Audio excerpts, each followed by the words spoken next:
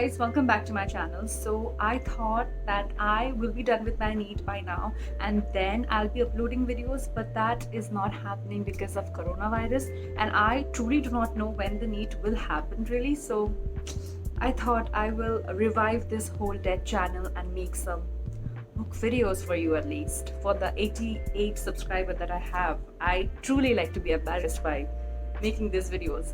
Anyway, so I truly do not know what has happened, but I have been reading some really good books in this past few months, but I wanted to share it with you because I think I've never done favorite books. It's mostly just book hauls here, which is very boring at some point of time. But anyway, I have made a whole list of the books that I wanted to share today. So let's get started. Also, I realized the let's get started part sounds so phony, but that's what every YouTuber do. So does whatever. I have bad grammar. Just ignore that for the sake of this pretty face and this video, please. So the first book which I wanted to share is this is The Belja by Sylvia Plath, and I have been meaning to read this for a really long time because I am a fan of her poems, and this book is something that I wanted to try for a really long time because this is the only novel by Sylvia Plath. Now, if you do not know, this book is actually about a protagonist, about a girl who is Esther Greenwood, and she gets this once in a lifetime very beautiful internship in New York. Her life is perfect, like the internship is perfect, there is like zero or less workload, but she isn't really happy with her life, and I think this is a very good depiction of the mental health that people. This book has been classified as a modern classic, and that is only because it is very relatable even today, because Esther Greenwood has the perfect life, like a perfect job, everything is perfect, but still she feels empty, which is, I think, a lot of people can relate. This book shows mental health in a very graphic way, so some of the elements of this book might be very disturbing for few people. That is kind of a warning that I wanted to give out. If you're suffering from anxiety or any form of a mental depression or a mental disorder, then I would suggest you to go through your therapy session and then read this book, because while having those problems and then reading this book can be a toil on your mental health. So that is the note that people wanting to read this book should keep in mind. The next book which I have is The Other Side of the Table by Madhumita Mukherjee. It was gifted by my friend Ishan Dev, and I wouldn't have really personally picked it up because for the fact that I do not tend towards Indian author. I had a very bad history with Chetan Bhagat and Dujoy Datta, so I know that they do not represent the whole Indian author vibe going on there, but I wouldn't have normally picked this book up, but this book is really good. I was surprised when I finished it because I was crying. It was so good. It's about two doctors. One is in UK, a practicing neurosurgeon. His name is Abhimanyu, and another one, I do not remember the girl's name, but another one, Uma. Yes, Uma is in Kolkata and she is going to join a medical course, the MBBS course. This book has been written in a letter format with one phone conversation, and the unique part of it was that you can actually relate to the characters, you can relate to their happiness, you can relate to their pain. It was really awesome, especially if you're a Bengali, you will relate to it because there's a tinge of Calcutta here and there, and I really like this book. I do not know where the author is because the last time I checked, she had aggressive form of breast cancer, so if you know anything about the author, please do tell me, but I haven't really found anything about the author. I personally wanted to talk to her for writing such a great book. I haven't really got any of her social media or contact information. I do not know how she is doing. So if you know anything about her, please let me know.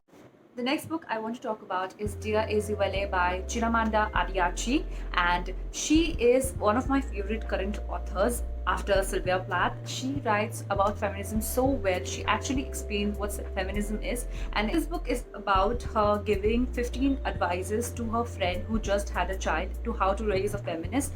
I think the points were really good. It talked about racism, it talked about prejudice, it talked about all the things that a person of color, a person of female gender had to personally face in a day-to-day life. I read it in the form of an audiobook, and I feel that is a perfect way to read it because Adichie's voice is so good that you are actually absorbed into the story. I think I finished it in one day because it was a very short book. I think it was 2 hours or 3 hours.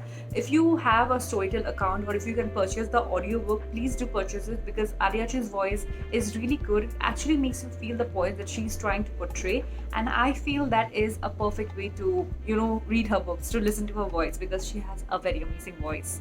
Next book which I wanted to talk about is by the same author. It is We Should All Be Feminist, and this is basically a feminist handbook towards the whole concept of feminism, the whole thing about inequality and equality, how to go about in the world about gender roles. And I think this is something that should be included in our syllabus. It actually teaches you how to respect a person irrespective of his caste, creed, religion, etc., instead of teaching us how to hate a Jew.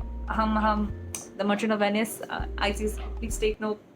I want to publicly apologize for my aham, that sound I was making. It was horrible. I think my two brain cells just died by listening to it. So sorry for that. Enjoy the video. The next book which I wanted to talk about is My Sister, the Serial Killer. Now I have a love-hate relationship with this book. This book is about two sisters. The elder one is unapproachable, is not approached by guys. I don't remember the name of the elder one. The smaller sister is someone who is very attractive. Boys are attracted towards her, and this is the whole the gist of the story without spoiling it. But the thing is that I wanted to love this book so much because first of all, the narrator of this book was so good. She had such a strong voice. Secondly, the big sister in this book was so good.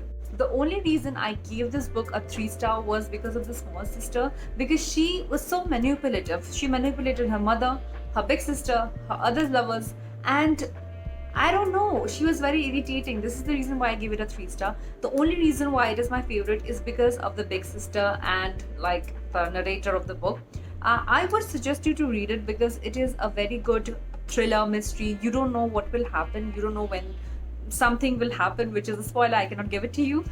The next book which I want to talk about is Eleanor, Oliphant is Completely Fine by Gail Honeyman. This book is actually about 20-something Eleanor who has a kind of a boring text job, and she lives a life of solitude until she meets a guy someday. For a really long time I thought what was actually the point of the book, and when I actually reached the end I was blown away. It was so good. The twist, everything was so good. I think the twist is in the last 50 pages of the book, but to really understand Eleanor and her mental condition, you really need to go through the book to understand about her life, her childhood, everything. And that is the reason why I really felt close to Eleanor, because I felt that I have known her for a really long time, and to get into her whole mental space was something which I think a lot of people can relate to. So these are all the books that I've read in the past few months. Do let me know if you have read any of them, and I hope to see you guys next week.